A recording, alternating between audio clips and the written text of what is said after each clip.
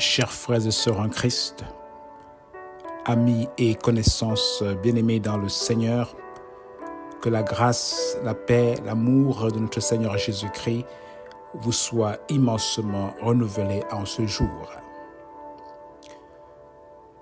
Voici la parole vivante. Ainsi, chacun de nous rendra compte à Dieu pour lui-même.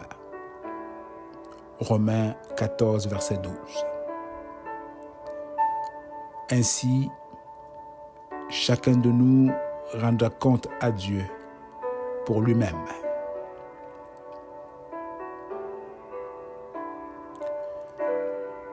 Iras-tu les mains vides? Quel bilan pour ton Dieu? Tel est le titre de ce message du jour.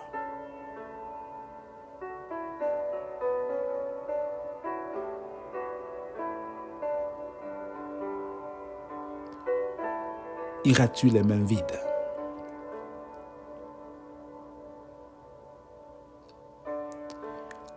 S'il y a une chose que personne ne devrait ignorer dans cette vie, c'est sa raison même de vivre ici-bas. D'où est-ce que nous venons? Qu'est-ce que nous faisons ici? Et où est-ce que nous allons? Ce sont des questions pour lesquelles, lorsque nous avons des bonnes réponses, elles détermineront le sens de notre existence. C'est-à-dire que notre vie trouvera son but et nous donnera donc de devoir vivre par rapport à ce but. La vie nous présente donc deux buts et le choix nous revient. Nous devons vivre soit pour plaire à Dieu ou vivre soit pour ne pas lui plaire. Il n'y a pas d'autres issues. Celui qui fait le choix de ne pas vivre pour plaire à Dieu vit pour lui-même. Il se pourrait qu'il ou elle croit que Dieu n'existe pas, que son origine ni sa destination ou son avenir ne dépendent pas de ce Dieu. Pour lui, la vie se terminerait à sa mort. Et comme tel, pour lui, la vie n'a qu'un seul sens. Tout faire. Et comme quelqu'un le dirait, manger et boire, car demain, nous mourrons. Cette personne n'a pas de compte à rendre à personne,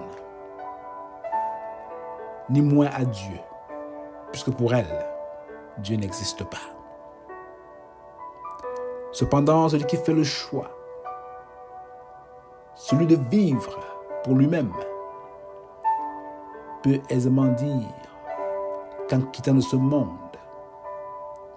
il n'emporte rien. Nu il est venu, nu il rentre. Cependant, celui qui a fait le choix de vivre pour plaire à Dieu est celui qui démontre qu'il connaît Dieu. C'est celui qui reconnaît que c'est Dieu qui l'a créé et que ce Dieu a un projet de vie pour lui sur cette terre et à qui il doit rendre compte. Il est certes venu nu, c'est-à-dire sans les biens matériels de ce monde. Oui, il n'apportera rien lorsqu'il quittera ce monde. Rien comme bien matériel, bien sûr. Mais il apportera un bilan. Un compte rendu de la vie que Dieu leur a prêtée. Dieu nous donne à tous, croyants ou non, une vie. Une journée de 24 heures. Une année de 365 jours. Et 12 mois. Il nous donne la sagesse, il nous donne de l'intelligence, il nous donne des talents et des dons. si nous pouvons partir les mains vides comme le monde peut le croire, je peux nous dire que Dieu nous attend ou que Dieu ne nous attend pas les mains vides.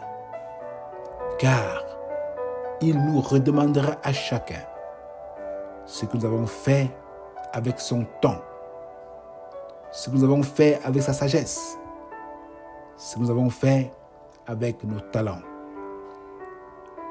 Les avons-nous consacrés juste pour nous-mêmes ou est-ce que nous les aurions consacrés à son service pour lui plaire? Sa parole de nous dire que tout genou fléchira devant moi et toute langue donnera gloire à Dieu. Ainsi, chacun de nous rendra compte à Dieu pour lui-même. Romains 14, versets 11 à 12. Je reprends. Tout genou confondu, fléchira devant l'Éternel. Et toute langue donnera gloire à Dieu. Ainsi, chacun de nous rendra compte à Dieu pour lui-même. Quel bilan de notre vie préparons-nous, mon frère, ma sœur, à présenter devant le Seigneur? Quel bilan de ta vie prépares-tu pour rencontrer ton Dieu? Car tu le verras. Toute langue donnera gloire à Dieu.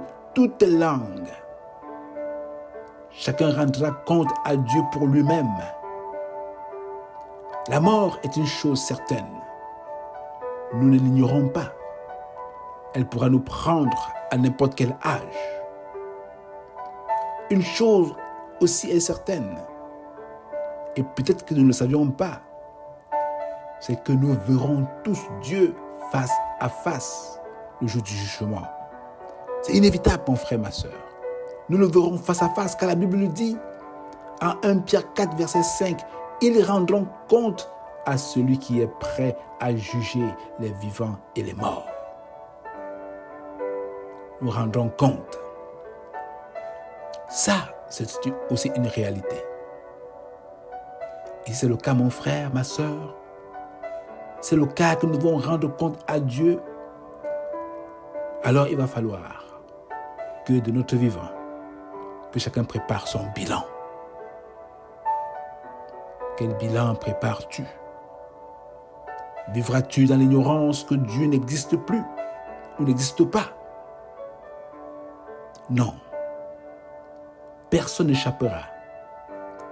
Que ce soit celui qui croit vivre seulement pour lui-même, en ignorant Dieu, ou celui qui craint Dieu, tous verront l'Éternel face à face. La Bible nous dit que même ceux qui ont crucifié Jésus, ceux qui l'ont tué, ceux qui l'ont fait mourir, le verront face à face. La question, c'est de savoir comment le verras-tu, mon frère, ma sœur? Comment verras-tu ton Dieu? Je t'exhorte aujourd'hui à ne pas sombrer dans le mensonge du diable pour te faire croire que Dieu n'existe pas et que tu n'as de compte à rendre à personne. Non, tu as un compte à rendre. Tu as un bilan à fournir pour justifier de tous tes actes, pour justifier de tout ce que tu auras fait de ton vivant sur cette terre. Nous avons tous les comptes à rendre à Dieu, car c'est lui qui nous prête cette vie et la reprendra au moment que lui-même aura décidé de la reprendre.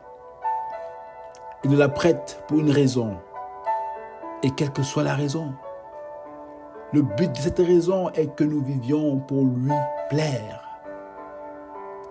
que nous exerçons notre ministère auprès de notre famille, de notre église. Ce sera d'abord pour plaire à Dieu. Que nous élevons nos enfants, que ce soit d'abord pour plaire à Dieu. Peu importe où Dieu nous place pour travailler, que ce soit d'abord pour lui plaire, car il nous redemandera des comptes. Que toute parole qui sort de nos bouches soit prononcée d'abord pour plaire à Dieu. Que tout fait et geste que nous posons sur cette terre soit fait d'abord pour la gloire de Dieu. Si nous perdons de vue cela, nous perdons aussi un grand sens de notre vie, c'est-à-dire vivre pour plaire à Dieu, ce qui entachera vraisemblablement et négativement le bilan de notre vie. Sa part de nous dire en 2 Corinthiens 5, verset 10, « Car il nous faut tous comparaître devant le tribunal de Christ, afin que chacun reçoive selon le bien ou le mal qu'il aura fait, étant dans son corps. » Car il nous faut tous comparaître devant le tribunal de Christ, afin que chacun reçoive selon le bien ou le mal qu'il aura fait. Alors mon frère, ma sœur, mon ami, contrairement à ce qu'on dit, tu ne quitteras pas ce monde les mains vides. Non. Tu quitteras avec un bilan, le bilan de ta vie. Tu n'iras pas avec tes maisons, avec tes voitures, certes. Non, tu n'iras pas avec cela. Mais tu iras avec le bilan de ta vie. Et la question que nous devons nous poser est celle de savoir si notre bilan passera le test. Est-ce qu'il sera agréable ou non à Dieu? Réfléchis-en. Et je t'invite à te préparer à présenter un bilan positif.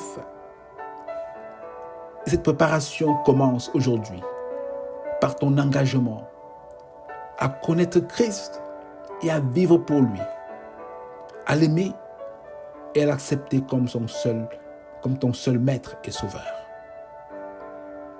Tout en lui étant obéissant. Oui, mon frère, il y en a plus que ça. Mais le premier pas pour commencer à plaire à Dieu, c'est d'accepter ce que son Fils a fait pour toi. Jésus, en mourant sur la croix, il s'est donné pour toi, pour que tu aies la vie et que tu vives pour lui, à la plus grande gloire de son nom. Commence-y et contacte-nous à Parole Vivante du Jour à commercial@gmail.com pour que nous t'aidions à continuellement vivre pour Christ. Soyez bénis. Et avant de passer à la prière, je vous souhaite encore d'être davantage bénis en ce Christ qui vous aime. Prions.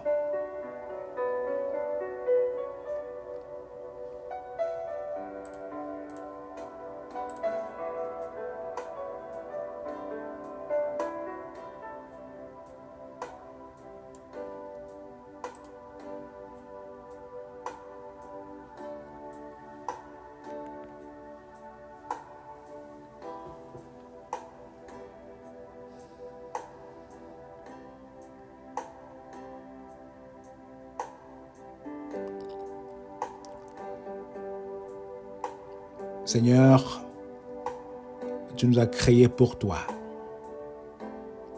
et veux que notre vie te soit entièrement consacrée. Tu nous as créés afin que nous vivions pour te plaire, car tu nous as créés tous pour un but. Ô Père, tu nous attends là-haut, un jour, tous, avec chacun avec son bilan. Alors que tu nous interpelles en ce jour, Seigneur, tu veux que ce bilan te soit positif. Nous te prions en ce jour donc, ô Père, de révéler à chacun le but pour lequel tu l'as créé et lui donner de vivre tout le restant de sa vie par rapport à ce but et à la plus grande gloire de ton nom. Et de présenter dans le grand jour, Seigneur, le jour où nous nous présenterons devant toi, des bilans positifs. Pas parce que nous aurions exercé autre chose, mais si ce n'est que de connaître ton Fils bien-aimé Jésus-Christ et de vivre pour lui. Merci Seigneur de nous venir en aide.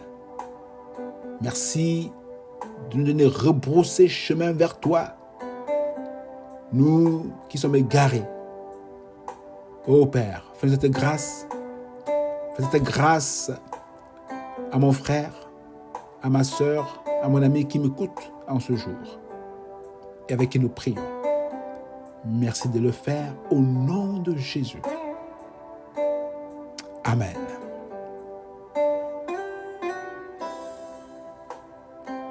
Sois béni mon frère, sois béni ma sœur et passe le mot, afin que d'autres aussi puissent se préparer pour le grand jour.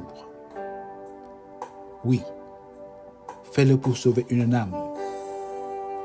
Fais-le pour sauver une âme auprès de toi, car ton œuvre en Christ ne sera pas vaine. Soyez bénis, soyez édifiés, soyez protégés et que le Seigneur, sa grâce, pourvoie immensement à vos besoins en ce jour. D'ici à une prochaine rencontre de la parole vivante, je vous souhaite de passer une belle journée dans sa grâce. Bonne journée et à bientôt.